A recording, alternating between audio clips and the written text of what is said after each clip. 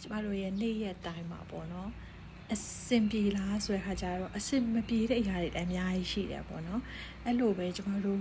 မှာအဆင်ပြေတဲ့အရာတွေလည်းအများကြီးရှိတာဖြစ်တယ်ပေါ့နော်ကိုကဘယ်အရာကိုကြည့်လဲဆိုတဲ့အရာပေါ်မှာမူတည်ပြီးတော့မှ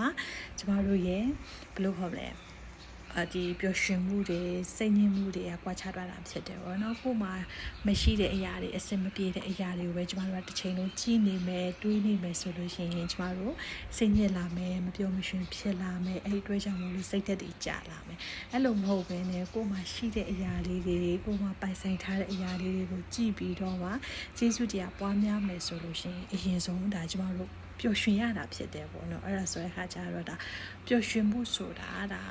ကိုယ့်ရဲ့ choice ဖြစ်တယ်ဆိုတဲ့အရာလေးကိုအားလုံးကို share လုပ်ပေးခြင်းတယ်ပေါ့နော်အဲ့ဒါဆိုတော့ကျမရဲ့ပြည့်စုံတဲ့ငယ်ချင်းတွေအားလုံးအနေနဲ့ကိုကွာဒီနေ့မှာဘာကိုရွေးချယ်မှာလဲပျော်ရွှင်ခြင်းနဲ့ဆိုလို့ရှိရင်ကိုယ်မှာရှိပြီးသားအရာတွေပိုင်ဆိုင်ပြီးသားအရာတွေကောင်းတဲ့အရာတွေကိုမြင်အောင်ကြည့်ပြီးတော့မှသူတို့ကိုကျေးဇူးတရားပွားများပေးဖို့ဒါအရင်အရေးကြီးတာဖြစ်တယ်ပေါ့နော်ဒီ gratitude လုပ်ခြင်းရဲ့အကျိုးကျေးဇူးရတယ်ဒါကျမတို့ကိုလက်ရှိမှာပေါ့နော်ဘယ်လိုခေါ်မလဲကိုက gratitude ကျေးဇူးတရားပွားများလေးကိုဘွားတွေကိုကောင်းတဲ့အရာတွေများရောက်လာလေးဆိုတာဒါအားလုံးကြားဖို့ပြီးတာဖြစ်တယ်ဒီအရာတွေချက်ချင်းကိုမရရှိသေးရင်တော့လက်ရှိမှာ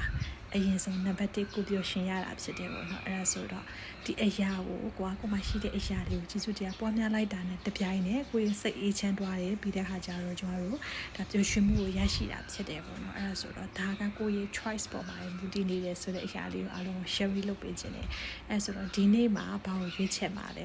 comment မှာရေးခဲ့ပေးပါဦးနော်အားလုံးကျေးဇူးပါbye bye